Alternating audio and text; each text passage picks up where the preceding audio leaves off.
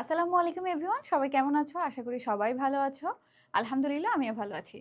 হালকা স্টাইনের নতুন আরেকটি ভিডিওতে তোমাদের সবাইকে স্বাগতম। সাথে আছি আমি তোমাদের সাদিয়া আপু, পড়াশোনা করছি ঢাকা বিশ্ববিদ্যালয়ের সমাজবিজ্ঞান বিভাগে। তো ক্লাস 8-এ বাংলাদেশ ও বিশ্ব পরিচয়ের আজকে আমরা অধ্যায় 10 নিয়ে কথা বলবো। এখানে বাংলাদেশের জনসংখ্যা উন্নয়ন।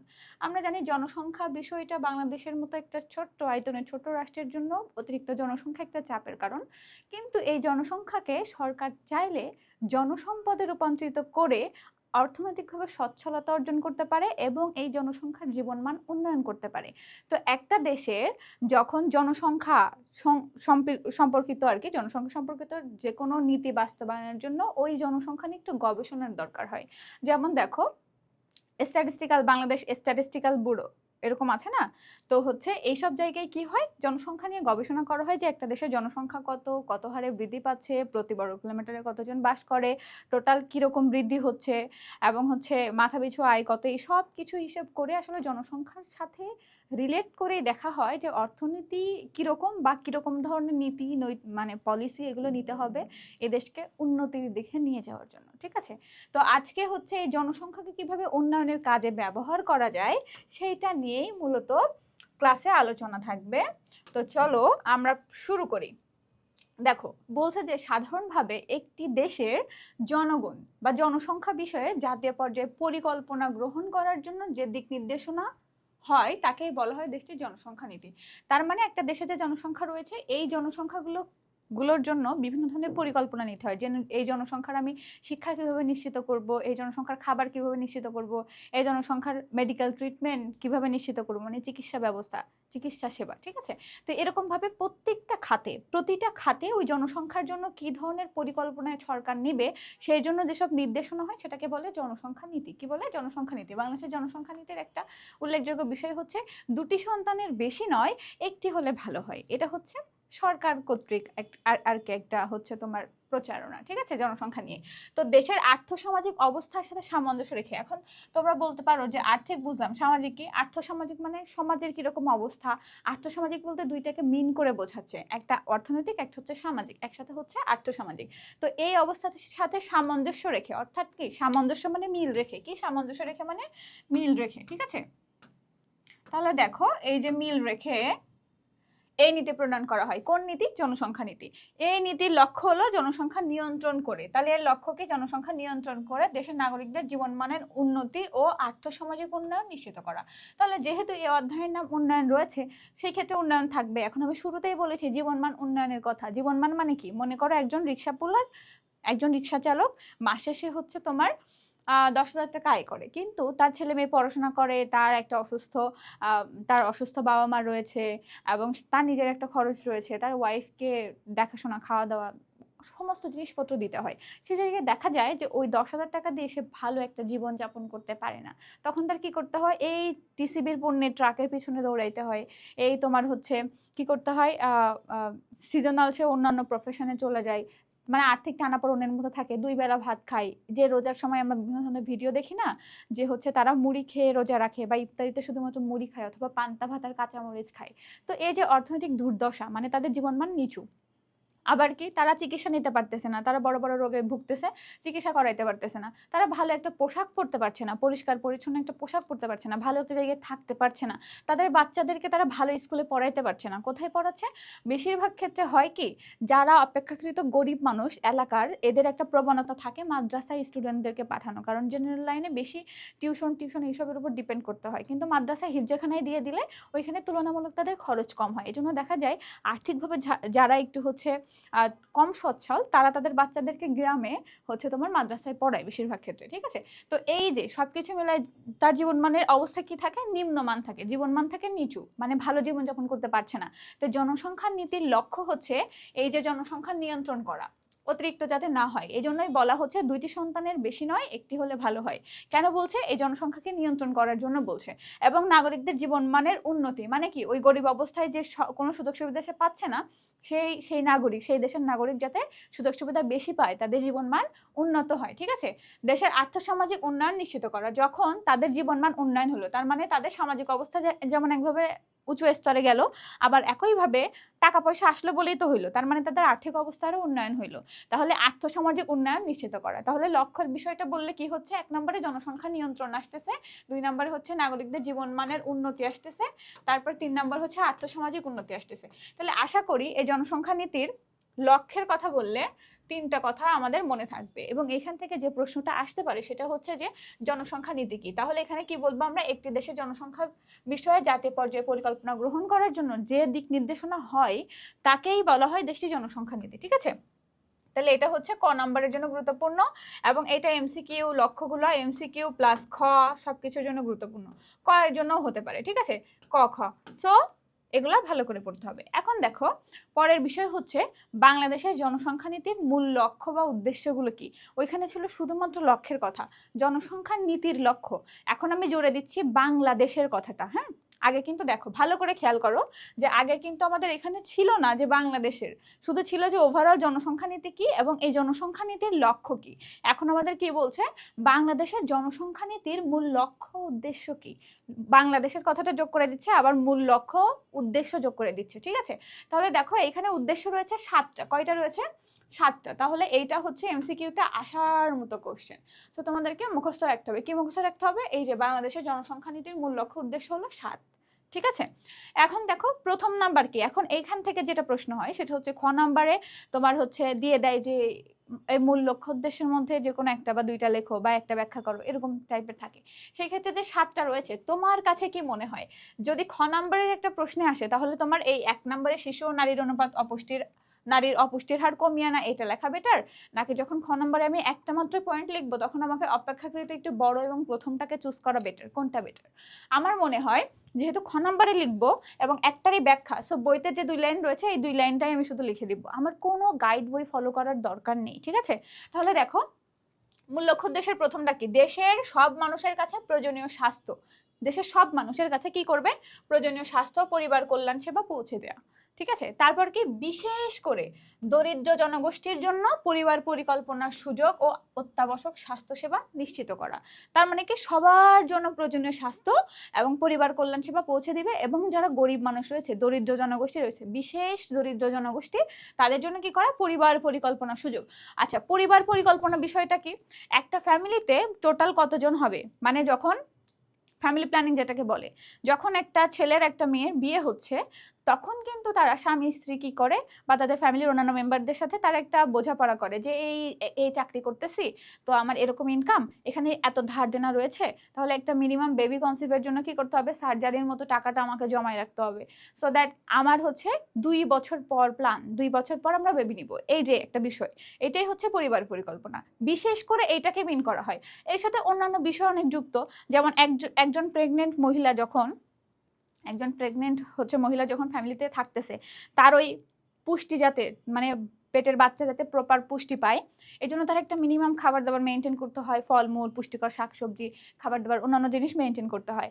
তার কাজেরও ওরকম প্রেশার করা যায় না, এবং হচ্ছে তার অনেক কিছু মেনটেন করতে হয়, একটু কিছু এক্সারসাইজ করতে হয় রেগুলারলি, তার একটু টেক কেয়ার করতে হয় একজনের, সব কিছু মিলে একটা মিনিমাম টাইমের দরকার, একটা মানে স্পেশাল একটা কেয়ারের দরকার ওই টাইমটাতে। তো সব কিছু মিলায়ে পরিবার পরিকল্পনা যেটা নেওয়া হয়, কিন্তু বেশিরভাগ ক্ষেত্রে গরিব মানুষরা দেখবা তাদের কোনো পরিবার পরিকল্পনা নেই। তারা কি করে, তারা বলে যে হচ্ছে যে আল্লাহ দিছে ওই আল্লাহ খাওয়াবে, যে সৃষ্টিকর্তা দিছেন উনিই খাওয়াবে, সমস্যা নেই, আমার কি টাকা পয়সা কম আছে, আমি হচ্ছে বাচ্চা কাচ্চা নিলে কি হবে, আমি চারটা ছেলে মেয়ে হবো, 5টা হবো, এরকম একটা বিষয় আছে। কিন্তু বিষয় হচ্ছে বাংলাদেশ একটা ছোট দেশ, এই ছোট দেশে যদি অতিরিক্ত জনসংখ্যা হয়ে যায় তাহলে যে জমিতে মানুষ আগে ফসল চাষ করতো সেই জমিতে কি করবে, যে ঘর বাড়ি বানাবে, যেই পুকুরে মানুষ মাছ চাষ করতো সেই মাছের পুকুরটাকে কি করবে, ভরাট করবে, করে এখানে ঘর বাড়ি বানাবে, কারখানা বানাবে, তাই তো। তারপর কি করবে, যেই বন বা এলাকায় একটা গাছপালা সমৃদ্ধ একটা বন, সামাজিক বন এলাকা ছিল, সেই এলাকাটাকে কি করবে, কেটে উজাড় করে ওইখানে ঘর বাড়ি বানাবে, পাহাড় কেটে রাস্তাঘাট বানাবে, তাই না। তাহলে এই যেটা হচ্ছে একটা দেশের, আমরা জানি কি পাহাড় সমুদ্র এগুলো পৃথিবীর ভারসাম্য রক্ষা করে, তো সেই জায়গায় যদি পাহাড় কেটে ফেলা হয়, এবং তোমার হচ্ছে ইসলাম ধর্মে এরকম টাইপের একটা কথা, আমি শিওর বলতে পারবো না, তবে এরকম টাইপের একটা কথা রয়েছে যে হচ্ছে পাহাড় ভূপৃষ্ঠের পেরেক স্বরূপ, মানে কোনো একটা কিছু যখন তুমি বানাও, একটা হচ্ছে তোমার খাট বানাও, ওই বানানোর সময় কি করা হয়, এখানে পেরেক ঠুকে ওটার সাথে সবগুলো দিকে সমানভাবে মানে হচ্ছে মজবুত করে ভূপৃষ্ঠের বা ওই অংশের সাথে আটকানো হয়। এখন যদি পেরেকটাকে তুলে ফেলা হয় ওই জিনিসটা ওটা থেকে খুলে আসবে না। তাহলে পৃথিবীর ব্যালেন্স করার জন্য পাহাড়ের দরকার। এখন যদি পাহাড় কেটে ফেলে মানুষ এইভাবে, তাহলে কি হবে, ভারসাম্য নষ্ট হবে, এই ভূমিকম্পের প্রবল হচ্ছে তোমার ঝুঁকি থাকবে, তাই তো? তাহলে আরো অন্যান্য অনেক বিষয় রয়েছে। বৃষ্টি কম হবে, যখন গাছপালা কেটে ফেলবে বৃষ্টি কম হবে, অনাবৃষ্টি হবে, খরা হবে, তখন ফসল হবে না। ফসল না হলে মানুষ খাবে না, এমনিই মানুষ মরে শেষ। যেমন করোনায় একটা টানা মাইর দিয়ে দিছে, ওরকম ভাবে একটা প্রাকৃতিক ভাবে একটা মারা হয়ে যাবে। এটাকে বলে কি জানি, ওই যে তোমার খাবার বাড়ে হচ্ছে তোমার গাণিতিক হারে, সরি জ্যামিতিক হারে, আর মানুষ বাড়ে গাণিতিক হারে, এরকম একটা কি জানি থিওরি আছে। এখন আমি হচ্ছে ক্লিয়ারলি মানে বেশি এলাবোরেট করব না, কারণ তোমরা ক্লাস 8-এ পড়ো, তোমরা বড় হলে এই সম্পর্কে আরো বেশি বুঝবা। জাস্ট এতটুকু বুঝো যে একটা দেশের জমি আছে এতটুকু, এখন জনসংখ্যা বেশি হয়ে গেছে, ওই জমিতে যে জমিতে ফসল চাষ করতো সেই জমিকে কি করতেছে, এখন বসত বাড়ি বানাচ্ছে। তাহলে সেই জায়গায় একটা জমির উপরে চাপ পড়ছে, ফসল উৎপাদনের উপর বেশি চাপ পড়ছে, কারণ বেশি মানুষ মানে বেশি মুখ, বেশি পেট, তখন তাকে ওই খাবার খাওয়াইতে হবে, ওই পরিমাণ শিক্ষা নিশ্চিত করতে হবে, স্বাস্থ্যসেবা নিশ্চিত করতে হবে। আমার তো জায়গায় নাই, আমি ওইসব প্রতিষ্ঠান কেমনে বানাবো, আমি ফসল কেমনে চাষ করবো ওদেরকে খাওয়ানোর জন্য? তাহলে একটা দেশের জন্য এটা অতিরিক্ত চাপ, তাই তো? তো এটাই হচ্ছে পরিবার পরিকল্পনা। কিন্তু গরিব ফ্যামিলিতে কি দেখা যায়, তারা হচ্ছে এসব কোনো পরিকল্পনা করে না, জাস্ট হয়ে যায় একটা করে, তারপর দেখা যায় 5-6টা হয়ে গেছে, 4-5টা হয়ে গেছে, এরকম বাচ্চা কাচ্চা হয়ে গেছে, অথচ তাদের দিন চলে না, এরকম অবস্থা। তো কি করা হচ্ছে, এই জনসংখ্যা নীতির মূল লক্ষ্য হচ্ছে ওই যেসব দরিদ্র জনগোষ্ঠী রয়েছে তারাও যাতে পরিবার পরিকল্পনার সুযোগ পায়, এজন্য সরকারিভাবে এই সিস্টেমটা করে দেওয়া হয় যে সবাই বাসায় বাসায় যায়, যে তাদেরকে হচ্ছে তোমার জন্ম নিয়ন্ত্রণের বিভিন্ন ধরনের পিল টিল এইসব কিছু দিয়ে আসে। তারপরে কি করে, তারপরে হচ্ছে তোমার ওদের এরকম এই পরিকল্পনাগুলো সম্পর্কে বোঝায়, স্বাস্থ্য সচেতন করে যে এই ঝুঁকি রয়েছে, তোমাকে প্রেগনেন্ট থাকলে এই খাবার খেতে হবে, এবং প্রথম বাচ্চা হইলে তোমাকে এই টাকা সরকার থেকে মানে দেওয়া হবে, এবং হচ্ছে পরে না আর বেবি না নেওয়ার জন্য উৎসাহিত করা হয়। এরকম ভাবে বিভিন্ন সিস্টেমে পরিবার পরিকল্পনার আওতায় ওই দরিদ্র জনগোষ্ঠীকে আনার চেষ্টা করা হচ্ছে। এটা কি বাংলাদেশের জনসংখ্যা নীতির একটা মূল লক্ষ্য। তাহলে যদি তোমার খ নম্বর প্রশ্নে আসে, তাহলে এটা তোমাকে অবশ্যই মুখস্থ করতে হবে, তখন এটাকে তুমি ব্যাখ্যা করবা, ঠিক আছে? এই জন্য খ লিখে দিলাম, আশা করি বুঝতে অসুবিধা হবে না। তারপরের পয়েন্ট কি, পরিবার পরিকল্পনা কর্মসূচি ও প্রজনন স্বাস্থ্যসেবা জোরদার করা। এখন দেখো, পরিবার পরিকল্পনা তো বুঝলাম, কর্মসূচি যে একটা ফ্যামিলিতে কতজন মানে বেবি কিরকম কখন নিবে, ওই বেবি কনসিভের টাইমটাতে ওই মানে ওই মহিলাটা কি কি খাবার খাবে, কিভাবে চলাফেরা করবে, এই সব কিছু, এই সব কিছু সম্পর্কে একটা নির্দেশনা, সেটা হচ্ছে কর্মসূচি। কারণ কি, এই কর্মসূচির মাধ্যমে পুরো এলাকায়, পুরো দেশে হচ্ছে এই পরিবার পরিকল্পনা কর্মসূচির মাধ্যমে পুরো দেশে পরিবার পরিকল্পনার যে সুবিধাটা এটা দোরগোড়ায় পৌঁছে দেওয়া হয়। তারপর কি, প্রজনন স্বাস্থ্যসেবা জোরদার করা। প্রজনন মানে কি, ওই যে একটা হচ্ছে মানুষের ছেলে হোক মেয়ে হোক সবার একটা বেসিক একটা ব্যাপার আছে, যে তার প্রজনন স্বাস্থ্যের একটা হচ্ছে তোমার যত্ন নেওয়া, প্রপার কেয়ার করা, এই বিষয়টা। তো এই যে কিভাবে থাকলে ভালোভাবে হাইজিন মেনটেন করলে কোন ধরনের সংক্রামক রোগের ঝুঁকি থাকবে না, এইসব সম্পর্কে পরিবার পরিকল্পনা কর্মসূচি শিক্ষা দিয়ে থাকে, বা এই জনসংখ্যা নীতির একটা লক্ষ্যের মধ্যে পড়ে।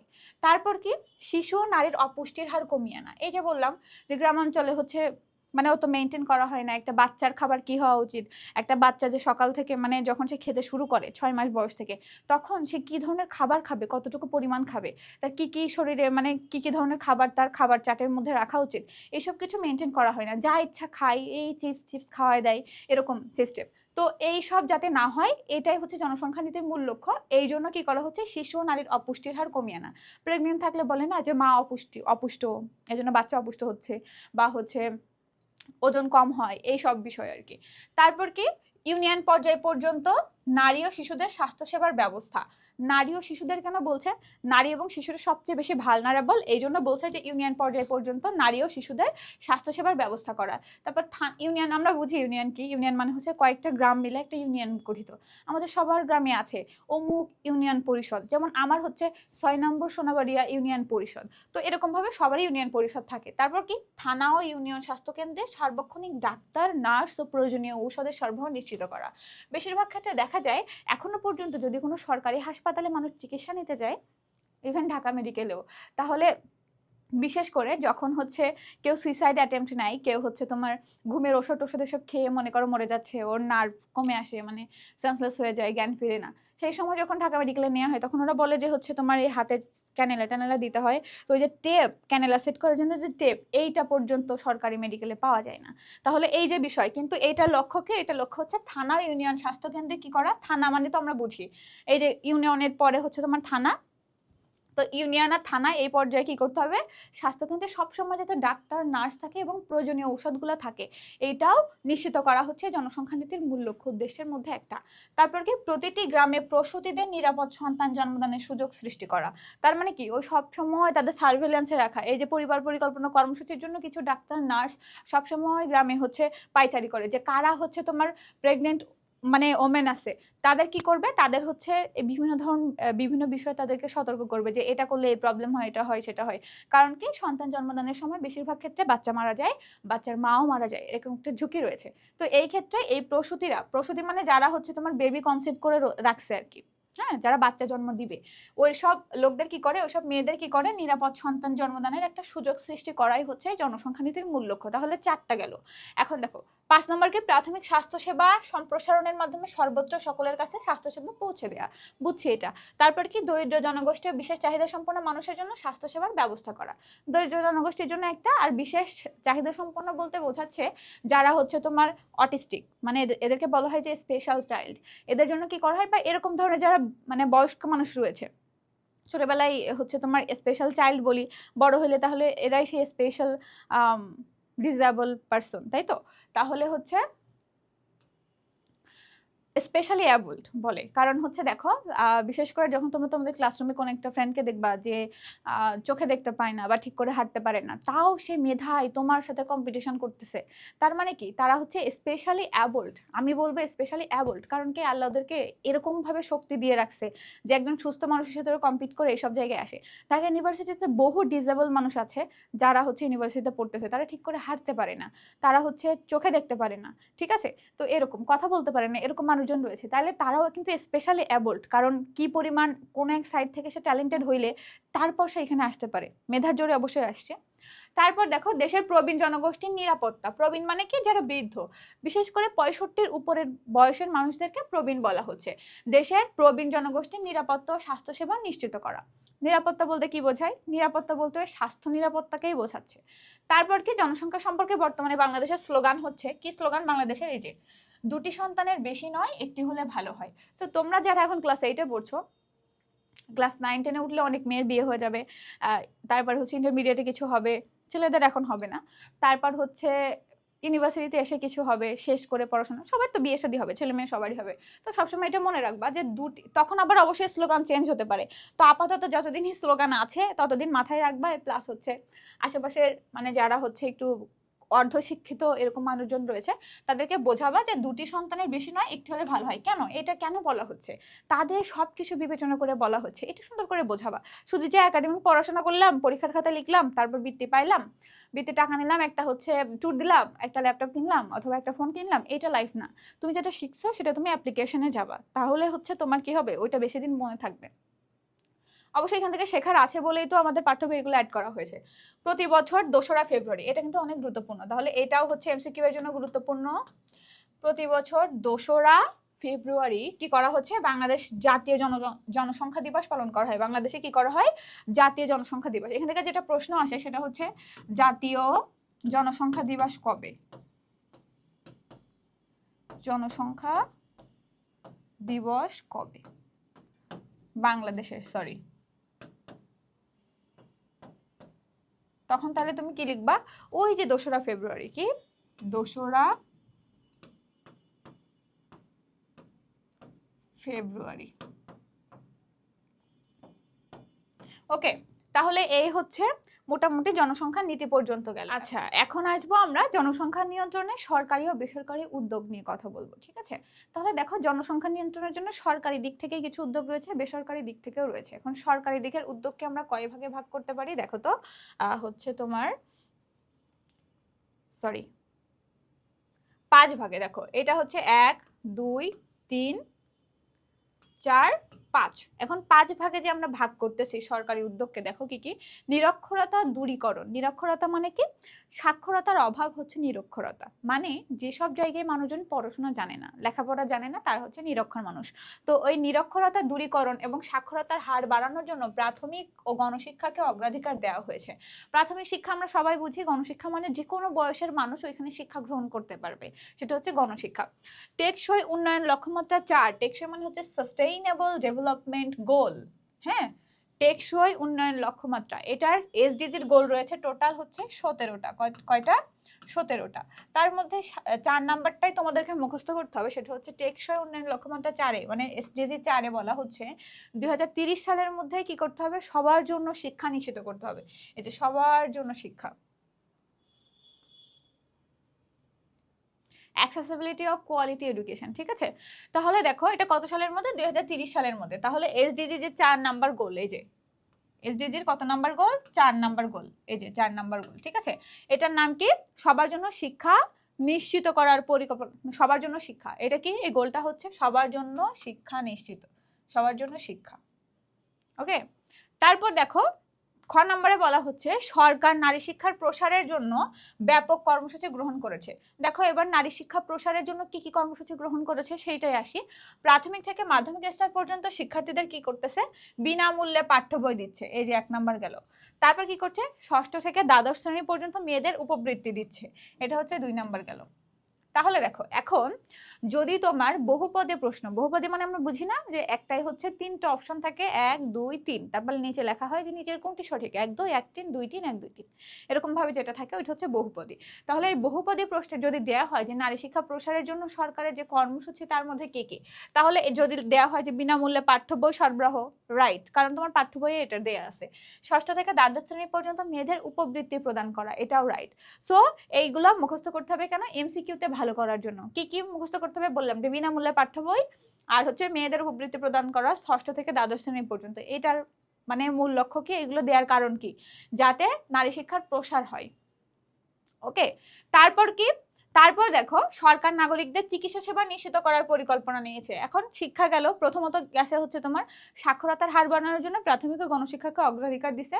সাস্টেনেবল ডেভেলপমেন্ট গোল 4-এ বলা হচ্ছে যে সবার জন্য শিক্ষা, এই পরিকল্পনা নিশ্চিত করছে বা এই পরিকল্পনা গ্রহণ করেছে সরকার, 2030 সালের মধ্যে এটা বাস্তবায়ন করবে, রাইট। এখন খ নম্বরে বলা হচ্ছে নারী শিক্ষার প্রসারের জন্য কি করছে? 2টা কাজ, একটা হচ্ছে বিনামূল্যে পাঠ্য বই দিচ্ছে, কোন? এই যে প্রাথমিক থেকে মাধ্যমিক স্তর পর্যন্ত, মানে ক্লাস 1 থেকে একদম 10 পর্যন্ত। তারপর ইন্টারমিডিয়েটে যে আমাদেরকে বই কিনতে হয়, তাই তো। এখন আবার 6 থেকে তোমার ইন্টারমিডিয়েট পর্যন্ত উপবৃত্তি দিচ্ছে মেয়েদেরকে স্পেশালি। তারপর হচ্ছে বলছে যে নাগরিকদের চিকিৎসা সেবা নিশ্চিত করারও পরিকল্পনা নিয়েছে সরকার। একই সঙ্গে পরিবার ছোট রাখার জন্য স্বাস্থ্য পরিবার কল্যাণ কার্যক্রম চালু করেছে। ওই যে পরিবার ছোট রাখার বিষয় তো বললাম, যে পরিকল্পনা নেওয়ার জন্য, যে 2টি সন্তানের স্লোগানটাকে 2টি সন্তানের বেশি নয়, একটি হলে ভালো হয়।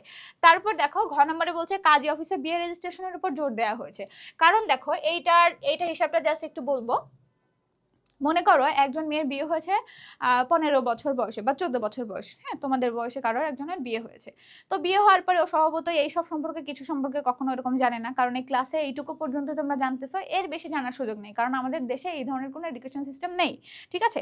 তাহলে কি করতে হবে? তার সে বড়দের কাছ থেকে জানবে। কিন্তু বিয়ে হয়েছে, বিয়ে হওয়ার 1 মাসের মধ্যে দেখা গেল সে কনসিভ করে ফেলছে, তারপর মানে চায়নাই হয়ে গেছে, ঠিক আছে। তাহলে হচ্ছে ওই যে বেবি হইলো, অল্প বয়সে হইলো, ওই মেয়ের জন্য যেমন স্বাস্থ্য ঝুঁকি, কারণ 20-এর আগে হচ্ছে তোমার ঝুঁকি থাকে অনেক, যদিও আমি জানি না এটা 100% সত্য কিনা, তবে এরকমটাই আসলে বলা হয়ে থাকে, 20-এর আগে ঝুঁকি রয়েছে।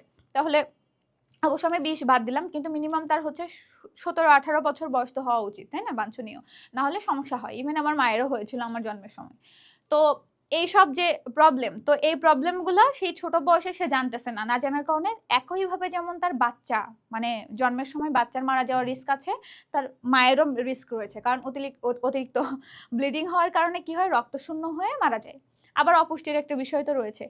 আবার কি হচ্ছে? ওই অল্প বয়সে সে একটা বেবি নিল, তারপর 25 বছর বয়সে বা 20 বছর বয়সে আরেকটা নিল, এরকম ভাবে দেখা যায় যে সে টোটালি মেনোপজের আগ পর্যন্ত, মানে 45 বছরের ভিতরে একটা মেয়ে অনেকগুলো বাচ্চা জন্ম দিয়ে ফেললো। এখন সরকার তো পলিসি নিয়েই ফেলছে যে 2টি সন্তানের বেশি না, একটি হলে ভালো হয়। সেখানে যদি বাল্য বিবাহ হয়, তাহলে ছেলে মেয়েকেও এই সম্পর্কে এই স্বাস্থ্য সম্পর্কে অতিরিক্ত কিছু জানে না।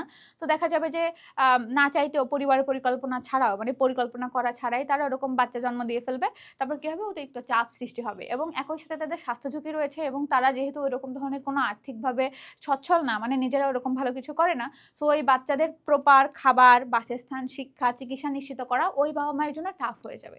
অনেক কষ্টকর হয়ে যাবে। তাহলে এইসব যে অসুবিধা এগুলো দূর করার জন্য কি করছে?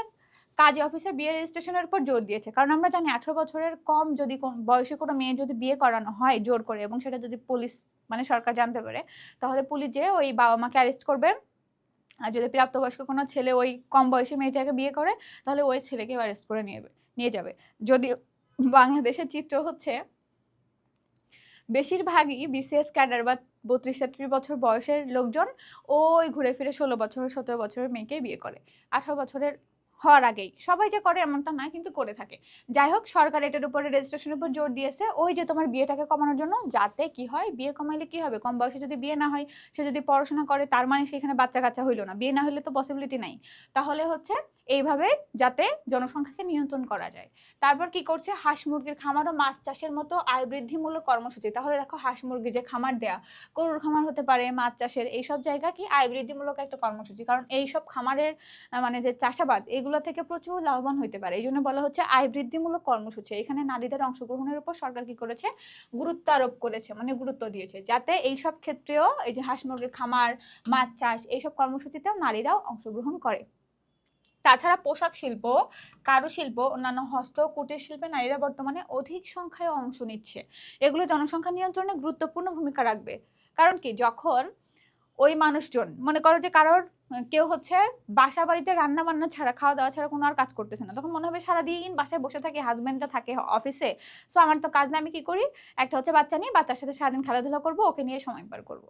ঠিক আছে, কিন্তু যদি সে পড়াশোনা করে, সে যদি বিভিন্ন কাজে থাকে, সে যদি চাকরি করে, তাহলে তার তো আর ওই বাসায় অলস সময় সরি, মানে হচ্ছে সব ক্ষেত্রে যে এমন না, আমি জাস্ট এক্সপ্লেন করতেছি। তো এরকম না যে বিষয়টা, যদি হচ্ছে সে কাজে ব্যস্ত থাকে, তার মানে কি সে ওই ব্যস্ত সময় এসে ও বাচ্চাকে ইভেন সময়ই দিতে পারবে না, কম সময় দিতে পারবে। তো সেই ক্ষেত্রে কি, তাহলে যদি তারা এই কর্মক্ষেত্রে ঢুকে বিভিন্ন চাকরি করে, বেশি পড়াশোনা করে বেশি দিন, তাহলে দেরিতে বিয়ে করবে। তারপর যদি চাকরি বাকরি করে, তাহলে সেই চাকরি বাকরিতে সময় দেওয়ার জন্য বেশি বাচ্চা কাচ্চা নিবে না, একটা দুইটার বেশি নিবে না। সো এইসবের মাধ্যমে নারীদেরকে কর্মসংস্থানের সুযোগ সৃষ্টি করে দেওয়ার এই আরেকটা কারণ, সেটা হচ্ছে মানে দেওয়ার আরেকটা উদ্দেশ্য, সেটা হচ্ছে জনসংখ্যাকে কমানো। ঠিক আছে, তারপর দেখো অধিক সংখ্যায় অংশ দিচ্ছে এখানে। ঠিক আছে, তারপর এগুলো জনসংখ্যা নিয়ন্ত্রণে গুরুত্বপূর্ণ ভূমিকা রাখবে। আবার কি বলছে? শিশু মৃত্যু হ্রাসের ক্ষেত্রে সাফল্য অর্জন করে বাংলাদেশ 2010 সালে। শিশু মৃত্যু কমে আসছে, হ্রাস মানে কমে আসা। তাহলে শিশু মৃত্যু কমে আসছে কেন?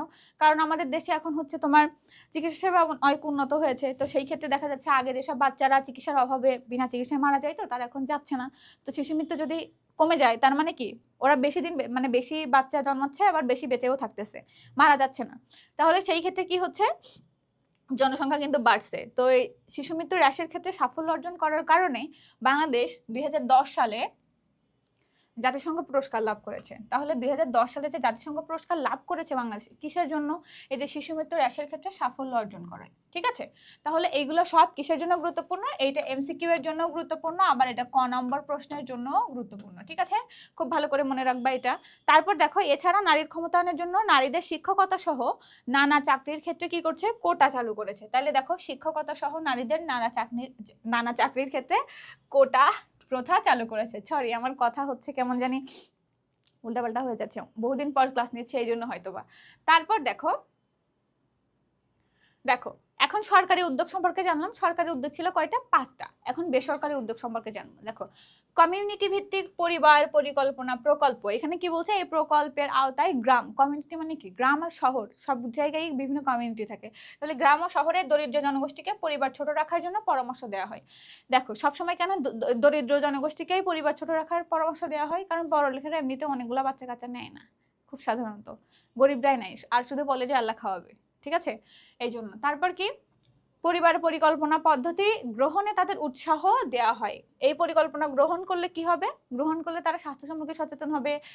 তাদেরকে যখন এই বিষয়ে তারা সচেতন হবে, তখন তারা বেশি বাচ্চা কাচ্চা নিবে না, কম করে নিবে। তারপর কি, প্রকল্পের আওতায় মা ও শিশুর স্বাস্থ্য, দুজনের স্বাস্থ্য ভালো রাখতে হবে।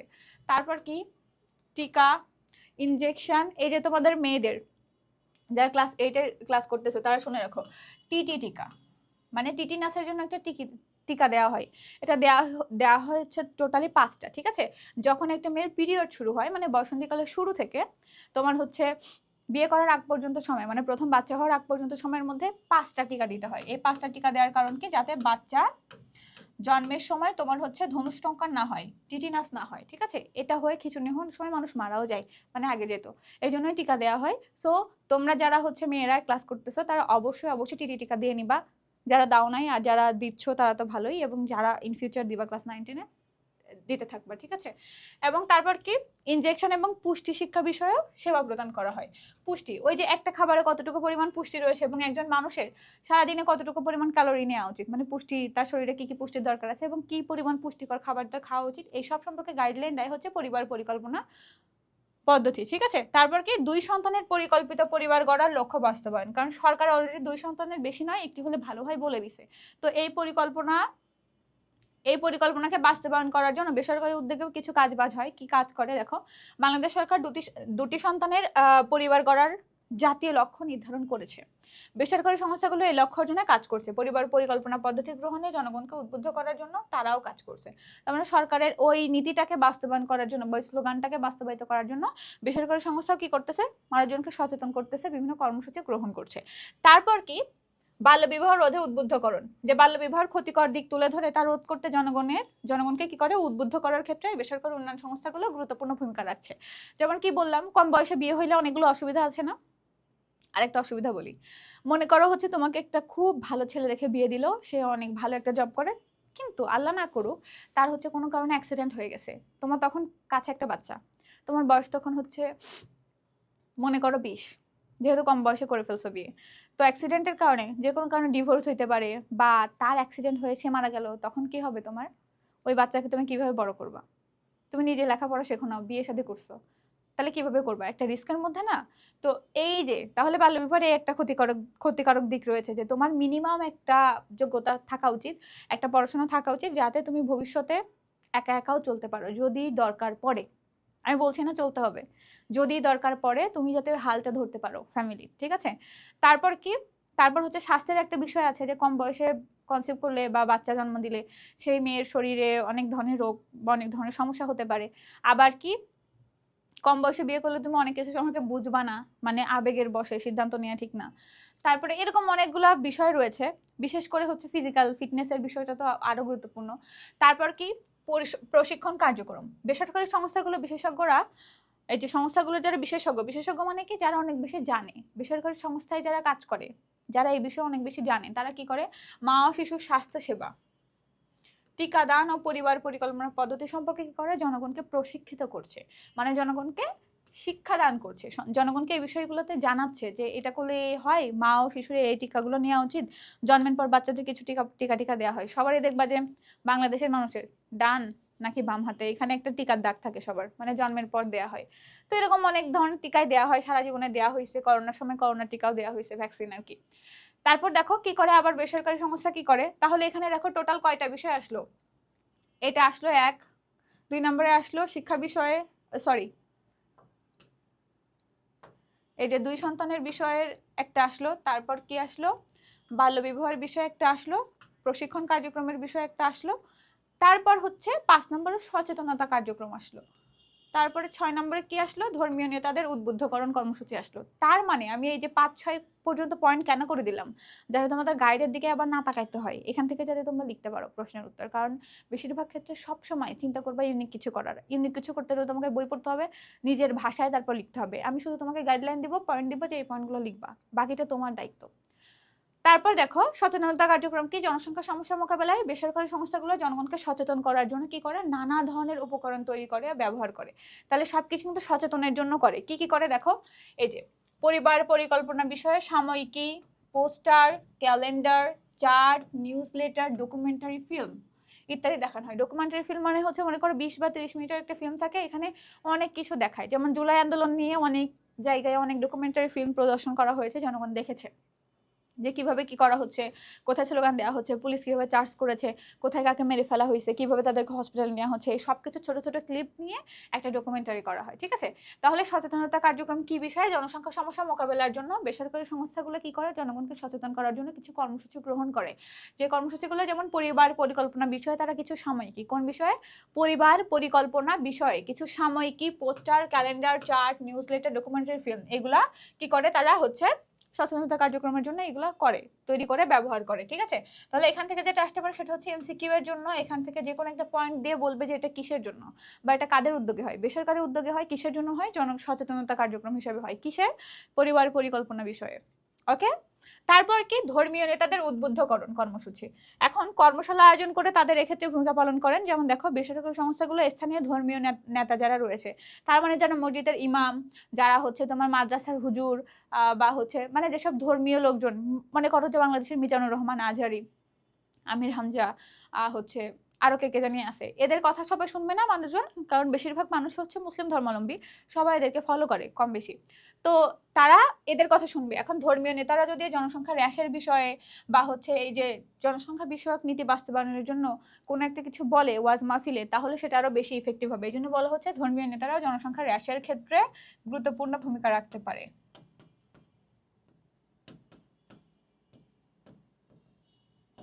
গুরুত্বপূর্ণ ভূমিকা পালন করেন।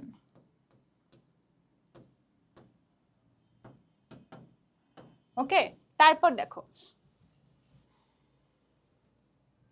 তারপরে হচ্ছে তোমার জমির পরিমাণ হিসাব করলে দেখা যায়, দেখো এখানে বলছে জনসংখ্যার সাথে জনসম্পদের সম্পর্ক। এই যে যেটা শুরুতেই বলছি, জনসংখ্যাকে আমরা কি করতে পারি? জনসম্পদে রূপান্তরিত করতে পারি। তো এখানে বলছে জমির পরিমাণ হিসাব করলে মাথাপিছু জমির অনুপাতে বিশ্বের অন্যান্য দেশের তুলনায় বাংলাদেশের জনসংখ্যা এমনিতেই খুব বেশি। উপরোক্ত জনসংখ্যা বৃদ্ধির হারও এখানে বেশি। যদিও আগের তুলনায় বর্তমানে জনসংখ্যা বৃদ্ধির হার কিছুটা কমে এসেছে।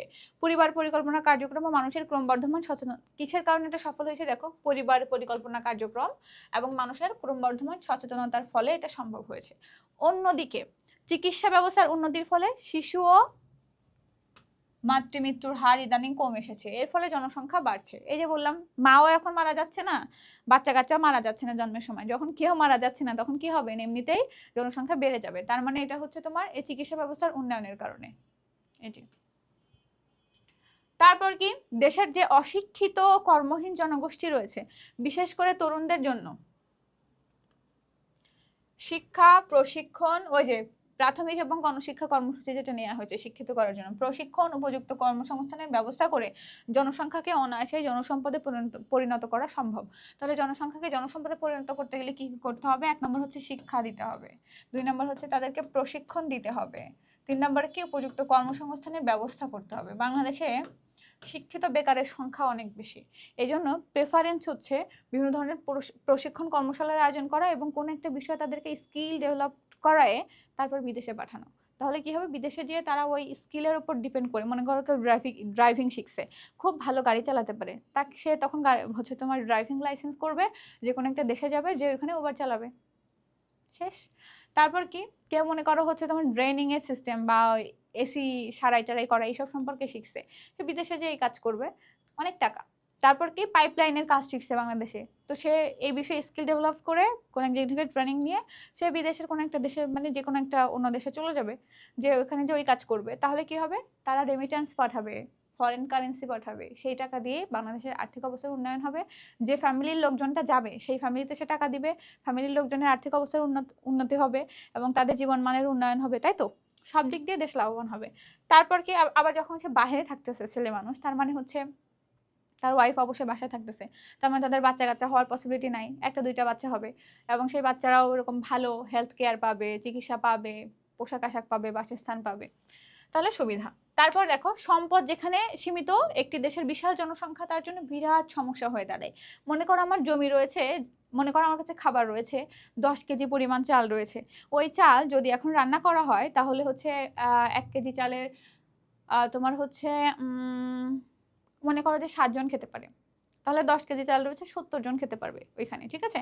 70 জন মনে করো খেতে পারবে। এখন এই 70 জন খাওয়ার মতো চাল রয়েছে, কিন্তু আমার গেস্ট আসবে 150 জন, তাহলে আমি কি খাওয়াবো তাদেরকে? মানে সবাই খেতে পারবে কিন্তু খুবই কম হবে না পরিমাণে, তার মানে তাদের পেটের ক্ষুধা প্রপারলি মিটবে না। এরকম ভাবে একটা দেশের যখন সম্পদ অনেক কম কিন্তু সেই সম্পদের তুলনায় ওই দেশের জনসংখ্যার পরিমাণ অনেক বেশি, তখন ওই সম্পদ দিয়ে তো ওই জনসংখ্যার ক্ষুধা বা অন্যান্য চাহিদা আমি কিচ্ছু মেটাইতে পারবো না, থাকার জায়গাও থাকবে না। তাহলে কি হবে, আমার জন্য এটা হুমকি স্বরূপ হবে, একটা সমস্যা হবে, তাই না? তো বাংলাদেশের জন্য এটা একটা সমস্যা স্বরূপ, কারণ বাংলাদেশে ওই পরিমাণ সম্পদ নেই যে পরিমাণ জনসংখ্যা রয়েছে। এই জন্য বাংলাদেশের বেশিরভাগ মানুষ অনেক বেশি শিক্ষিত হয়েও বেকার হয়ে বসে থাকতেছে, কারণ এদেশের হচ্ছে মানুষজন শিক্ষা সম্পর্কে এত বেশি সচেতন না। তো এই যে পরীক্ষা, ইভেন আমাদের দেখলেই বোঝা যায় যে আমরা কি পরিমাণ ফাঁকিবাজি করে ওই মানে এ অবধি আসছি। তো সেই জায়গায় হচ্ছে পুরো চিত্রটা আসলে বোঝা খুব একটা কষ্টের না। তো এই যে বিশাল একটা জনসংখ্যা, এই জনসংখ্যায় বাংলাদেশের যে পরিমাণ সম্পদ রয়েছে, এই সম্পদ দিয়ে সবাইকে চাকরি দেয়া, সবাইকে ভালো লাইফ দেয়া সম্ভব না সরকারের পক্ষে। এই জন্য এটা একটা কি হচ্ছে, বিরাট একটা সমস্যা। তবে উপযুক্ত পরিকল্পনা নিয়ে জনসংখ্যাকে যদি জনসম্পদে পরিণত করা যায়, তাহলে কি হবে, তাহলে কি হবে, আমরা আর্থিকভাবে লাভবান হবো, আমাদের জীবনমান উন্নয়ন হবে, দেশটা উন্নত হবে, তাই তো? আমাদের প্রতিবেশী দেশ যে ভারত ও শ্রীলঙ্কা, এরা জনসংখ্যাকে জনসম্পদে পরিণত করার একটা সাফল্য দেখিয়েছে। কোন কোন দেশ দেখিয়েছে? ভারত, শ্রীলঙ্কা। তারপর কি, বিশেষ করে তথ্য প্রযুক্তির ক্ষেত্রে ভারত আজ বেশ এগিয়ে। দেখো, এমনকি যুক্তরাষ্ট্রের মতো দেশের তথ্য প্রযুক্তি খাত 23 ভাগ ভারতীয় দক্ষ জনশক্তির উপর নির্ভরশীল। চিন্তা করছো, মানে আমেরিকার 23 ভাগ হচ্ছে, আমেরিকার যে পরিমাণ তথ্য প্রযুক্তি খাত রয়েছে এইসব খাতে 23 ভাগ হচ্ছে ভারতীয় দক্ষ জনশক্তির উপর নির্ভরশীল, তারাই কন্ট্রোল করে। বুঝো, বাংলাদেশের কোনো ঠিকানা নাই। তারপর কি, ডিজিটাল বাংলাদেশ গড়ার লক্ষ্যে বর্তমান সরকার বিগত বছরগুলোতে তথ্য প্রযুক্তি খাতে প্রচুর বিনিয়োগ করেছে। কেন করেছে? ডিজিটাল বাংলাদেশ গড়ার লক্ষ্যে। কোন খাতে? তথ্য প্রযুক্তি খাতে। কি করেছে? প্রচুর বিনিয়োগ করেছে, মানে প্রচুর ইনভেস্ট করেছে।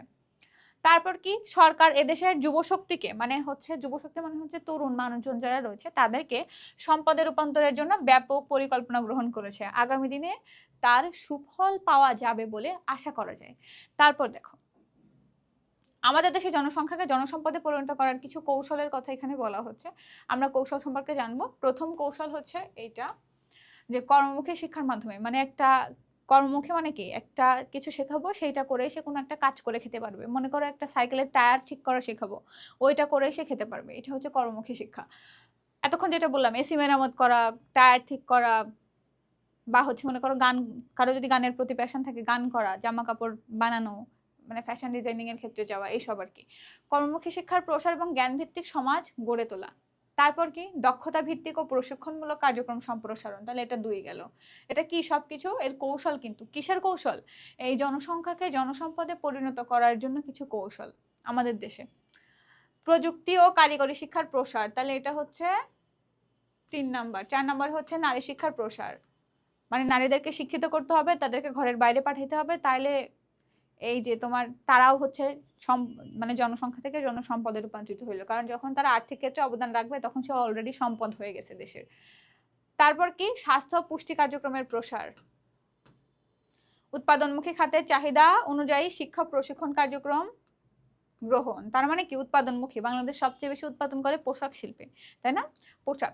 তারপরে হচ্ছে যে কৃষি ক্ষেত্রেও কিন্তু উৎপাদনের একটা সম্ভাবনা রয়েছে হিউজ, যেহেতু টেকনোলজি অনেক ডেভেলপড হয়েছে। এখন এখন মানুষজন উন্নত সার, প্রযুক্তি, কীটনাশক এগুলো ব্যবহার করতে পারে, বীজ ব্যবহার করতে পারে। সেই ক্ষেত্রে ফসলের উৎপাদন অনেক গুণে বাড়ানো পসিবল এবং বহুমুখী করা সম্ভব।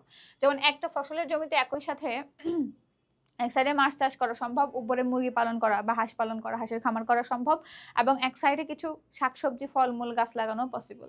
তাহলে উৎপাদনমুখী খাতের চাহিদা অনুযায়ী দেশে কিসের চাহিদা বেশি রয়েছে? মনে করো যে বাংলাদেশে এখন মোটামুটি হচ্ছে তোমার ব্রয়লারের উপর সবাই ডিপেন্ড হয়ে গেছে, ডিপেন্ড করে ফেলছে। তো উৎপাদনমুখী খাতে মনে করো যে কিছু ফলের কথা চিন্তা করো, ড্রাগন ফলের কথা চিন্তা করো, বা হচ্ছে চিংড়ির কথা চিন্তা করো, বা এরকম কিছু খাত, এগুলোর কথা যদি চিন্তা করো, তাহলে দেখবে কিছু জিনিসের চাহিদা অনেক বেশি। সেই চাহিদার উপরে নির্ভর করে সেই সব জিনিস উৎপাদনের জন্য মানুষজনকে কি করতে হবে? শিক্ষা ও প্রশিক্ষণ দিতে হবে। যে মনে করো ড্রাগনের এখন অনেক চাহিদা, বাইরেও আমরা পাঠাইতে পারবো, এরকম একটা অবস্থা, ড্রাগন ফল। তো সেই ক্ষেত্রে কি করতে হবে? বাজারে যেহেতু ড্রাগনের চাহিদা, তার মানে এখন ড্রাগনকে কিভাবে চাষ করা যায়, কিভাবে চাষ করলে ভালো হয়, এই সম্পর্কে শিক্ষা এবং প্রশিক্ষণ দিতে হবে মানুষজনকে। মানুষ এই কাজে, মানে এইটা চাষ করার কাজে লেগে পড়বে, তখন কি হবে? তখন হচ্ছে তোমার এই দেশটা সামগ্রিকভাবে লাভবান হবে। তার মানে চাহিদার উপর নির্ভর করে, যে আমার মন মতো একটা ফসল আমি উৎপাদন করবো, এটা হবে না। জনগণের যেটা চাহিদা রয়েছে সেই অনুযায়ী আমাকে ওইরকম পরিমাণেই হচ্ছে পরিকল্পনা নিয়ে সেরকম জিনিসপত্র উৎপাদন করতে হবে। তাহলে 6টা গেল।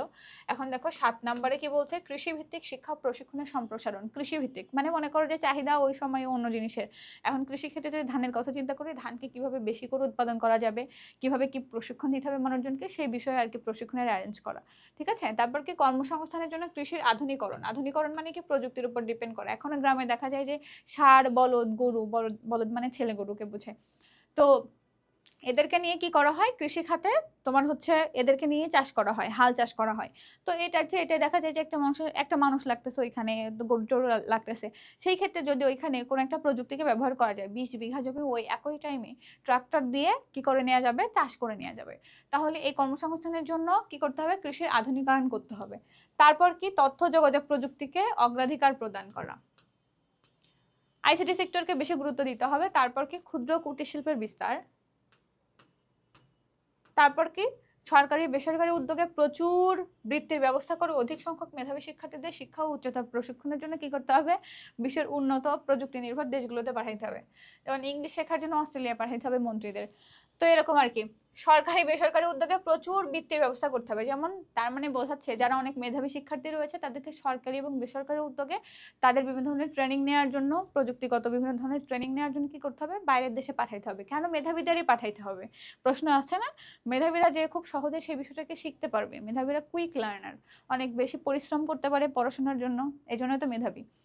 তো সেই সব জায়গায় এইসব যদি বিদেশে পাঠায়, তাহলে বিদেশে পাঠানোর পরে কি হবে, তাহলে ওই বিষয়ে সে স্কিল ডেভেলপ করে আসবে, এসে দেশে এসে ওই সংক্রান্ত সেক্টরে সে নেতৃত্ব দিবে বা সে কাজ করবে। তারপর কি দেখো, সরি, তাহলে হচ্ছে টোটাল এখানে কয়টা বিষয় আসলো, 11টা আসলো। কৌশল কয়টা আসলো, কৌশল হচ্ছে 11টা। কয়টা কৌশল হচ্ছে 11টা।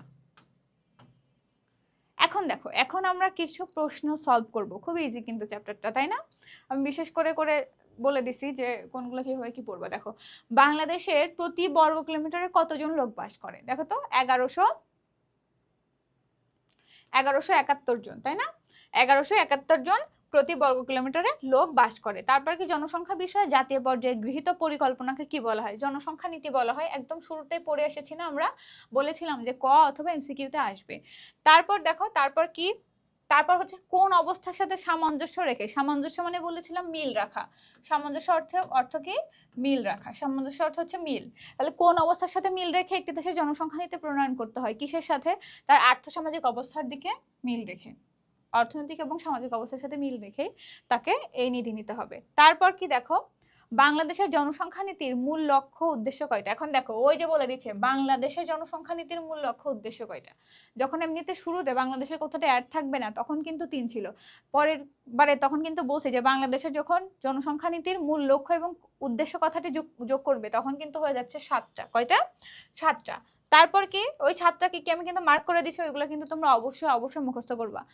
তাহলে কি হবে, এই চ্যাপ্টার থেকে যে কোনো প্রশ্ন, একটা প্রশ্ন আসবেই। তো একটা প্রশ্ন আসলে এই তোমার জনসংখ্যাকে জনসম্পদে রূপান্তর কৌশল আসবে, এবং জনসংখ্যা দিবসটা বেশি গুরুত্বপূর্ণ। আবার 2010 সালে যে তোমার শিশু মৃত্যু হ্রাসের ক্ষেত্রে সাফল্য অর্জন করে জাতিসংঘ পুরস্কার পেয়েছে, এটা বেশি গুরুত্বপূর্ণ। তো এগুলো এবং জনসংখ্যা নীতি কাকে বলে এটা তোমার এই অধ্যায়ে জেনেই রাখতে হবে। রহিমা 6ষ্ঠ শ্রেণীতে পড়ে, সে 200 টাকা হারে উপবৃত্তি পায়, সে কোন শ্রেণী পর্যন্ত এই উপবৃত্তি পাবে, 6ষ্ঠ শ্রেণী থেকে দ্বাদশ পর্যন্ত মেয়েরা উপবৃত্তি পায়, তাই না? দ্বাদশ মানে ইন্টারমিডিয়েট পর্যন্ত, কলেজ পর্যন্ত পায়। তারপর দেখো, জনসংখ্যা সম্পর্কে বাংলাদেশের স্লোগান কি, 2টি সন্তানের বেশি নয়, একটি হলে ভালো হয়, এটা হচ্ছে বাংলাদেশের স্লোগান। তারপর দেখো, তারপর কি সরকার প্রাথমিক গণশিক্ষাকে অগ্রাধিকার দিয়েছে কেন, এইখান থেকে এমসিকিউ আসবে। এখান থেকে কিন্তু আমি বহু জিনিসপত্র দাগাই দিছি যে এইখান থেকে এই ধরনের প্রশ্ন আসতে পারে, সেগুলো কিন্তু তোমাদেরকে অবশ্যই মাথায় রাখতে হবে, তাহলে কি করবা, পরীক্ষায় ভালো করবা। দেখো, সরকার প্রাথমিক গণশিক্ষাকে অগ্রাধিকার দিয়েছে কিসের জন্য, যে সাক্ষরতার হার বৃদ্ধির জন্য, তাই না? যে সাক্ষরতার হার বৃদ্ধির জন্য, নিরক্ষরতা দূরীকরণ এবং সাক্ষরতার হার বৃদ্ধির জন্য সরকার প্রাথমিক ও গণশিক্ষাকে অগ্রাধিকার দিয়েছে। এই জন্য আমি বলেছি এসডিজি 4 মানে টেকসই উন্নয়ন লক্ষ্যমাত্রা 4-এ বলা হচ্ছে, এসডিজি মানে হচ্ছে সাস্টেইনেবল ডেভেলপমেন্ট গোল। এই কথাটা যদি মানে প্রশ্নের মধ্যে লিখতে পারো, যদি আসে আর কি, এরকম ধরনের প্রশ্ন আসে, যদি এই সাস্টেইনেবল ডেভেলপমেন্ট গোল 4, হ্যাঁ, তো সবার জন্য শিক্ষা নিশ্চিত করার কর্মসূচি নিয়েছে 2030 সালের মধ্যে, তাহলে খুব ভালো হয়। এটা অন্য পেন দিয়ে লিখবা, ব্লু কালার স্পেশালি। তাহলে তারপর দেখো, টেকসই উন্নয়নের কোন লক্ষ্যমাত্রা অনুযায়ী 2030 সালের মধ্যে সরকার সবার জন্য শিক্ষা নিশ্চিত করার পরিকল্পনা গ্রহণ করেছে? এখনই বললাম যে লক্ষ্যমাত্রা 4, এই যে এসডিজি 4, এসডিজি 4 বললাম যে এসডিজি টোটাল গোল কয়টা? 17টা। এসডিজি মানে হচ্ছে সাস্টেইনেবল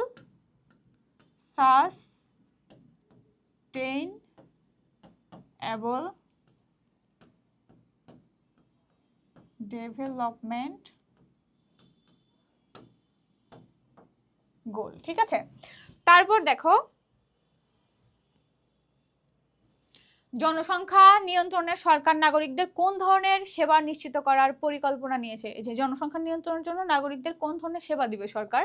চিকিৎসা সেবা দিবে। এখান থেকে কি দিবে? চিকিৎসা সেবা দিবে। তথ্য সেবা না, প্রযুক্তি সেবা না, পুষ্টি বিষয়ক সেবা না, কি দিবে? চিকিৎসা সেবা দিবে শুরুতে। তারপর কি কাজী অফিসে বিয়ে রেজিস্ট্রেশনের উদ্দেশ্য কি? এই যে জনসংখ্যা নিয়ন্ত্রণ করা। বাল্যবিবাহ প্রতিরোধ, কিন্তু বৃহৎ উদ্দেশ্য হচ্ছে জনসংখ্যা নিয়ন্ত্রণ করা, কারণ বাল্যবিবাহ কম হইলে জনসংখ্যা নিয়ন্ত্রিত হয়ে যাবে, তাই তো।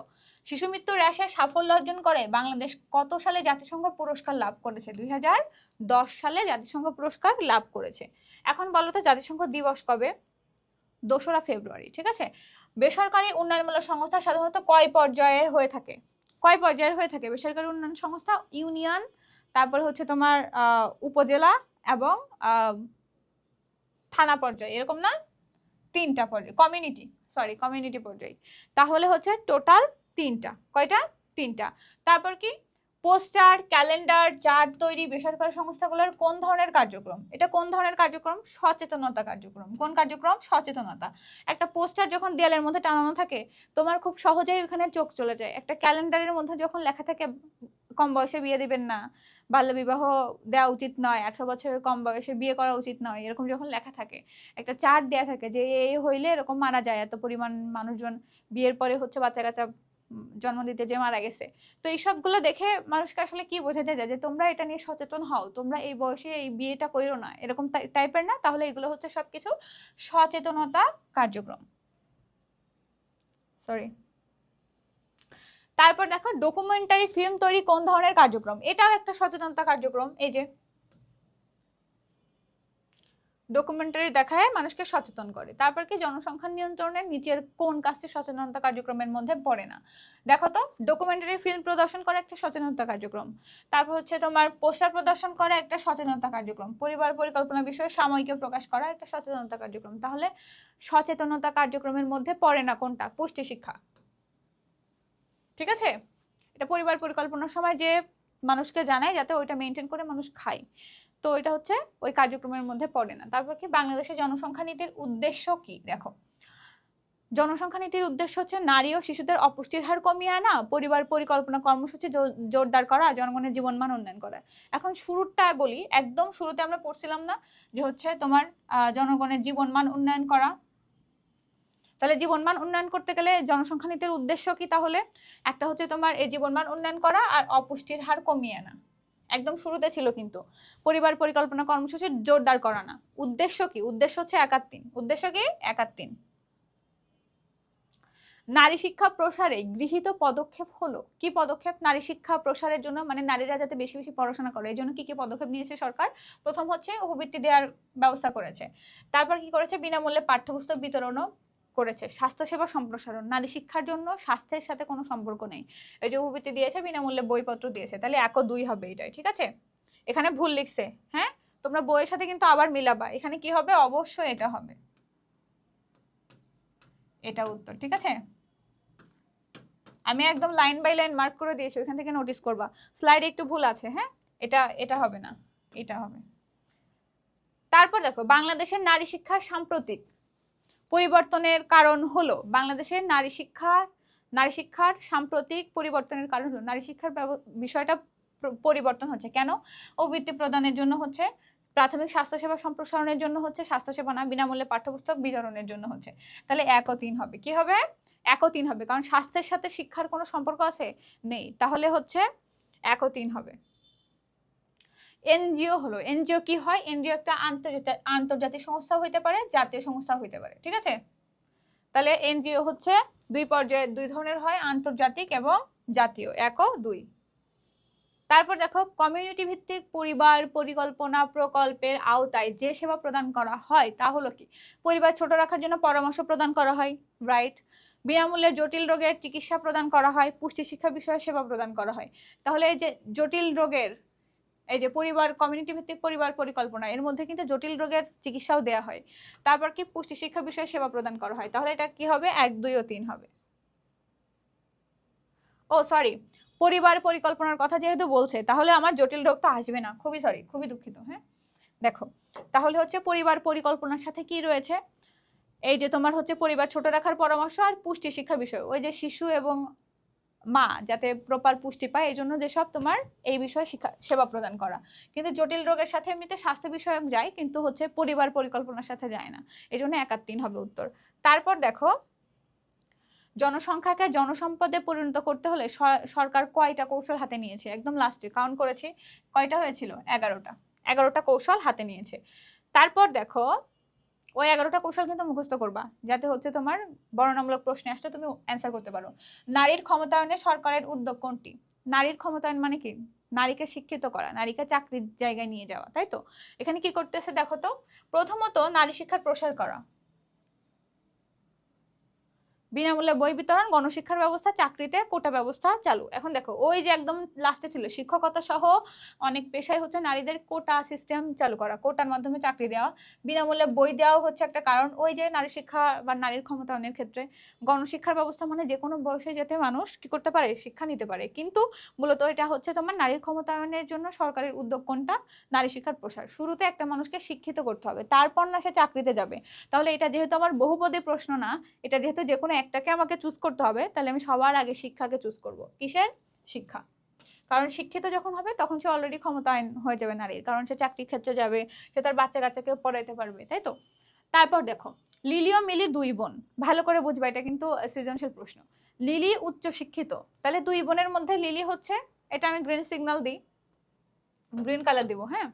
লিলি হচ্ছে উচ্চ শিক্ষিত, বর্তমানে সে একটি এনজিওতে জনসংখ্যা নিয়ন্ত্রণ কার্যক্রমে কাজ করছে। তার একটি মাত্র সন্তান, দেখো 2টি সন্তানের বেশি নয়, একটি হলে ভালো হয়। তার পরিবার একটি সুখী পরিবার, সুখী পরিবার। অন্যদিকে মিলি হচ্ছে 4 সন্তান নিয়ে খুব কষ্টে আছে, 4 সন্তান নিয়ে খুব কষ্টে আছে, কষ্টে দিন দিন যাপন করছে স্বামীর একা আয় দিয়ে, মানে সে চাকরি করে না, তার হাজবেন্ড খালি একা আয় করে। তো ওই আয় দিয়ে পরিবারের ব্যয় কার্যক্রম পরিচালনা করা সম্ভব হচ্ছে না, কারণ 4টা বাচ্চা এবং সে তার হাজবেন্ড, টোটাল হচ্ছে 6 জন। 6 জন মানুষের একজনের আয়ের উপর ডিপেন্ড করে চলছে না, কারণ ওই বাচ্চাদের পড়াশোনা, তাদের পোশাক আশাক, তাদের চিকিৎসা, ওই মেয়ের মানে হচ্ছে মিলির চিকিৎসা, এই সব কিছু মিলায়ে ওই হাজবেন্ডের একা ইনকাম দিয়ে চলছে না কোনোভাবেই, ঠিক আছে? এখন দেখো জনসংখ্যা সম্পর্কে বাংলাদেশের স্লোগানটি কি? স্লোগানটি হচ্ছে 2টি সন্তানের বেশি নয়, একটি হলে ভালো হয়। তাহলে এটা এখানে লিখবা, এই যে সরি, এটা যেহেতু ভালো কথা তাহলে গ্রিন দিয়েই লিখি, হ্যাঁ।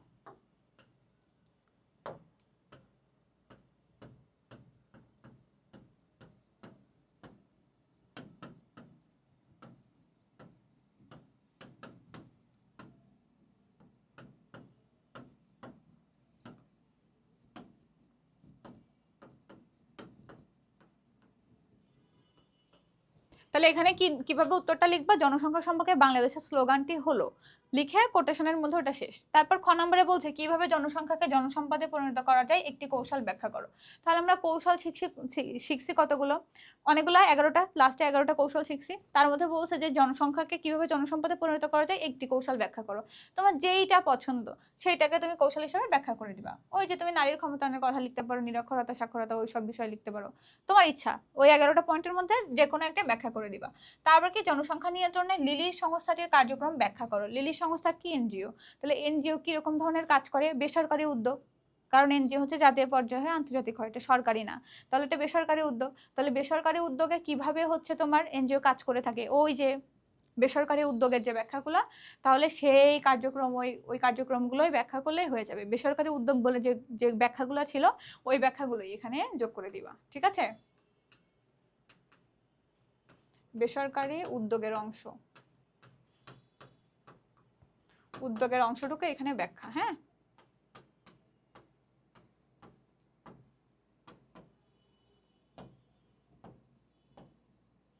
ব্যাখ্যা করবা।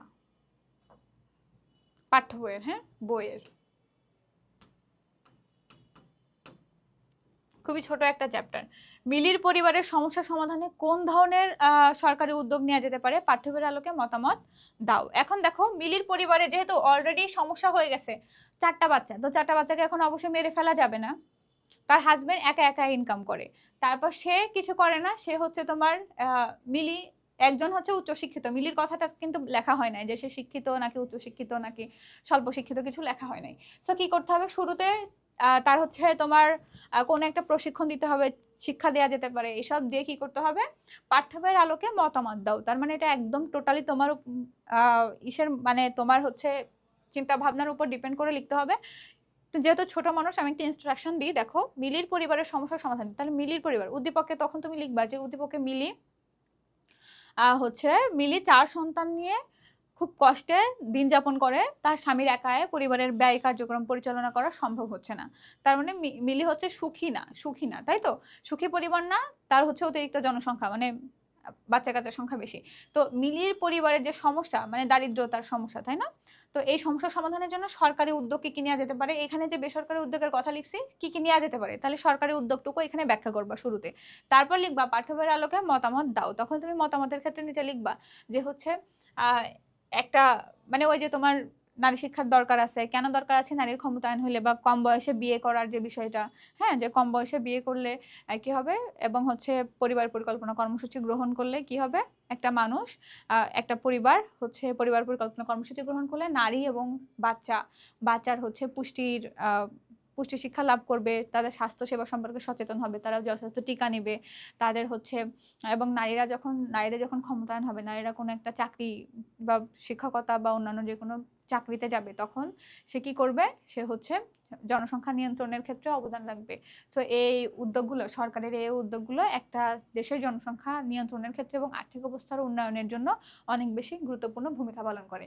উদ্দীপকে যেহেতু মিলির 4 সন্তান এবং তার স্বামী একা আয় করে, সেই ক্ষেত্রে মিলিকে যদি উচ্চতর কোনো ট্রেনিং দেয়া হয়, তাহলে প্রশিক্ষণ দেয়া হয়, তাহলে সেই ক্ষেত্রে মিলি তার দক্ষতা বৃদ্ধি করে ওই সেক্টরে আয় করতে পারে, এবং একই সাথে সে বিভিন্ন ধরনের আয় বৃদ্ধিমূলক কর্মসূচি যেমন মাছ চাষ, হাঁস মুরগির খামার ইত্যাদিতেও হচ্ছে কাজ করে তার পরিবারের আর্থিক অবস্থার উন্নয়ন করতে পারে, জীবনমানের উন্নয়ন করতে পারে, এবং তার পরিবারের যে 4 সন্তান তাদের উন্নত জীবনযাপনের সুবিধা দিতে পারে। তো এই সব কিছু নিয়ে তুমি তোমার আলোকে পাঠ্যবইয়ের আলোকে মতামত দিয়ে ফেলবা, ঠিক আছে? তাহলে এখানে মূলত সরকারি উদ্যোগগুলোর ব্যাখ্যা করবা, ব্যাখ্যা করে তারপরে লিখবা যে এই করা যেতে পারে, আরো মিলির হচ্ছে এই ট্রেনিং নিয়ে বা এই ক্ষেত্রে কাজ করার সুযোগ রয়েছে মিলির, এটা করতে পারি, এই সব কিছুই মানে বই পড়ে যেটুকু শিখছো। বাংলাদেশের জাতীয় জনসংখ্যা দিবস কবে পালন করা হয়? 2রা ফেব্রুয়ারি। 2রা ফেব্রুয়ারি।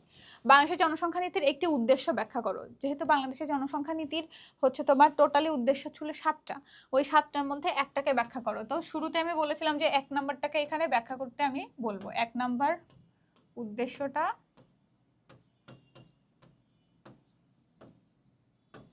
ব্যাখ্যা করবা, কারণ ওটা একটু বড় রয়েছে যেহেতু ক নম্বর প্রশ্ন। তারপর করিম নিজের দৃষ্টিভঙ্গি পরিবর্তন করে কিভাবে নিজেকে মানব সম্পদে পরিণত করতে পারে ব্যাখ্যা করো। তাহলে এখন আমরা করিম সম্পর্কে দেখি। রহিম ও করিম 2 বন্ধু। পড়াশোনা শেষে রহিম চাকরির জন্য বসে না থেকে যুব উন্নয়ন কেন্দ্র থেকে প্রশিক্ষণ নিয়ে সরকার কর্তৃক গৃহীত ক্ষুদ্র ঋণ কর্মসূচির মাধ্যমে মাছের চাষ করে কর্মসংস্থান সৃষ্টি করেছে। অপরদিকে করিম এই ধরনের কাজ করাকে অপমানজনক মনে করে এবং কি করছে, সে অযথা সময় কাটাচ্ছে। আরে বাবা, সেই ব্যাপার। চাকরির আশায় দিন গুনছে কিন্তু চাকরি পাচ্ছে না, কারণ কি দেশে পর্যাপ্ত কর্মসংস্থান নেই, দেশে অতিরিক্ত জনসংখ্যা, সেই তুলনায় সরকার সবার কর্মসংস্থানের সুযোগ সৃষ্টি করতে পারে না, ঠিক আছে? তাহলে এখানে করিম নিজের দৃষ্টিভঙ্গি পরিবর্তন করে কিভাবে নিজেকে মানব সম্পদে পরিণত করতে পারে। এই যে কোনো কাজই ছোট নয়, সকল কাজই সমান গুরুত্বপূর্ণ, এবং হচ্ছে কোনো কাজকে হেয় প্রতিপন্ন করা ঠিক না, এগুলো লিখবা। লিখে তারপর লিখবা যে উদ্দীপকে করিম হচ্ছে রহিম ও করিম 2 বন্ধু। করিম হচ্ছে রহিম হচ্ছে তোমার সরকার কর্তৃক ক্ষুদ্র ঋণ কর্মসূচি গ্রহণ করে সে মাছ চাষ করছে, কর্মসংস্থানের সুযোগ সৃষ্টি করেছে। অপরদিকে তার বন্ধু করিম এই ধরনের কাজ করাকে অপমানজনক মনে করে এবং সে অযথা সময় কাটাচ্ছে, বেকার বসে আছে, সে কোনো ধরনের চাকরি পাচ্ছে না। এই ক্ষেত্রে করিম যদি নিজের দৃষ্টিভঙ্গি পরিবর্তন করে এবং কোনো কাজকে ছোট মনে না করে, তাহলে সেও একইভাবে ক্ষুদ্র ঋণ কর্মসূচির আওতায় এসে বিভিন্ন ধরনের ঋণ নিয়ে সে আয় বৃদ্ধিমূলক বিভিন্ন কর্মসূচি গ্রহণ করতে পারে, যেমন হাঁস মুরগির খামার পালন করা, তারপরে হচ্ছে কি বলে মাছ চাষ করা, তারপর ক্ষুদ্র কুটির শিল্প বা অন্যান্য জায়গায় নিজের মতো করে মানে হচ্ছে ব্যক্তিগত উদ্যোগে কর্মসংস্থানের সুযোগ সৃষ্টি করা। এবং সে বিভিন্ন ধরনের প্রশিক্ষণ নিয়ে কি করতে পারে, এই যে প্রশিক্ষণ নিয়ে কি করছে, এই যে দেখো, তাহলে হচ্ছে রহিম কিন্তু প্রশিক্ষণ নিয়েছে যুব উন্নয়ন কেন্দ্র থেকে, কিন্তু করিম কি করেনি, পড়াশোনা শেষে সে আর কোনো ধরনের প্রশিক্ষণ নেয়নি। তো করিম যদি কোনো একটা বিশেষ ক্ষেত্রে প্রশিক্ষণ নিয়ে বাজারে যে ধরনের পণ্যের চাহিদা রয়েছে সে বিষয়ে যদি সে প্রশিক্ষণ নিয়ে সেই ধরনের কাজ করে, তাহলে সে আর্থিকভাবে লাভবান হবে, দেশের অর্থনীতি উন্নত হবে, তার জীবনমান উন্নত হবে, সামগ্রিকভাবে দেশ লাভবান হবে। এইসব কথাবার্তাগুলোই লিখবা। তারপর কি, রহিমকে স্বাবলম্বী করে তোলার ক্ষেত্রে কার ভূমিকা বেশি? তাহলে রহিম, এই যে রহিম হচ্ছে কার ভূমিকা বেশি স্বাবলম্বী করার ক্ষেত্রে? উদ্দীপকের আলোকে তোমার মতামত দিতে হবে। তাহলে দেখো, রহিম হচ্ছে তোমার চাকরির জন্য বসে না থাকে এই যুব উন্নয়ন কেন্দ্র থেকে প্রশিক্ষণ নিয়েছে, নিয়ে এই যে রহিম স্বাবলম্বী হয়ে গড়ে তুলছে। এক্ষেত্রে কার অবদান বেশি, কার ভূমিকা বেশি? এই যে তোমার যুব উন্নয়ন কর্মসূচি থেকে প্রশিক্ষণ নিয়েছে এটা বেশি, তাই তো? তাহলে এই যে প্রশিক্ষণের ব্যবস্থা কে করেছে? সরকার করেছে। তাহলে এটা সরকার কর্তৃক গৃহীত ক্ষুদ্র ঋণ কর্মসূচি নিয়েছে। তাহলে এখানে এই যে স্বাবলম্বী করে তোলার ক্ষেত্রে কার ভূমিকা বেশি? সরকারের ভূমিকা বেশি, সরকারের উদ্যোগ। তারপর উদ্দীপকের আলোকে মতামত প্রদান করো। অবশ্য এখানে রহিমের হচ্ছে তোমার কি বলে পজিটিভ একটা বিষয় আছে, যে কোনো কাজে ছোট নয়, সে যে কোনো ধরনের কাজ করে কর্মসংস্থানের সুযোগ সৃষ্টি করতে পারে, এই মানসিকতাটা তার ভালো। কিন্তু এই ক্ষেত্রে ভূমিকাটা বেশি হচ্ছে সরকারের, কারণ সরকার তাকে যুব উন্নয়ন কেন্দ্র থেকে প্রশিক্ষণ নেওয়ার একটা সুযোগ করে দিয়েছে, তাকে ক্ষুদ্র ঋণের আওতায় এনেছে সরকার। তাহলে এই সব ক্ষেত্রে সরকারি উদ্যোগের ভূমিকা বেশি। তাহলে সরকারি উদ্যোগটাও এখানেও ব্যাখ্যা করতে হবে, ঠিক আছে? তারপরে তোমার মতো করে তুমি মতামত দিবা। প্রতি বর্গ কিলোমিটারে 36 জন লোক বাস করে কোন দেশে? ওকে, তাহলে এখানে দেখো, প্রতি বর্গ কিলোমিটারে 36 জন লোক বাস করে কোন দেশে? ইউএসএ তে। কোথায়? ইউএসএ তে, মানে হচ্ছে মার্কিন যুক্তরাষ্ট্র,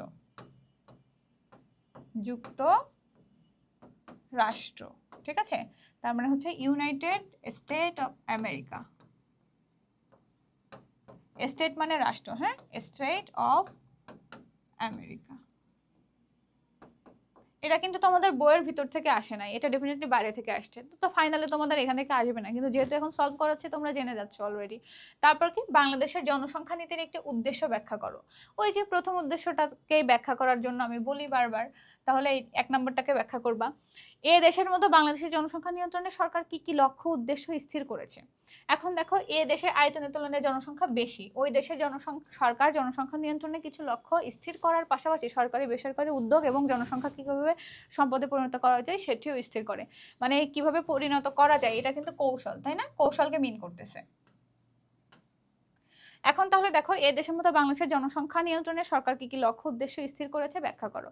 মানে ঠিক করেছে, স্থির করা মানে ঠিক করেছে। ওই যে লক্ষ্য উদ্দেশ্য যেগুলো ছিল, কয়টা ছিল? 7টা ছিল না? ওই 7টাকে এখানে ব্যাখ্যা করে দিতে হবে, জাস্ট 7টা। তাহলে এখানে মুখস্থ বিদ্যায় একদম দিয়ে দিবা। তারপর এ দেশের মতো বাংলাদেশের জনসংখ্যাকে সম্পদে পরিণত করার জন্য সরকার কি কি উদ্যোগ গ্রহণ করেছে, মানে কি কি কৌশল, ওই লাস্টে সেই কৌশলগুলো। এখানে কয়টা কৌশল ছিল? কৌশল ছিল হচ্ছে 11টা। ওই 11টা কৌশল এখানে ব্যাখ্যা করে দিবা।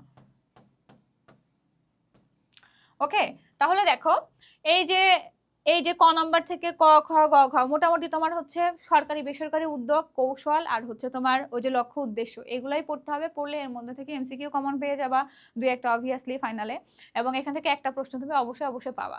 সো খুব ভালো করে এটা পড়ো, এবং তোমাদের সাথে দেখা হচ্ছে অন্য কোনো ক্লাসে। সবাই ভালো থাকো, সুস্থ থাকো, আল্লাহ হাফেজ।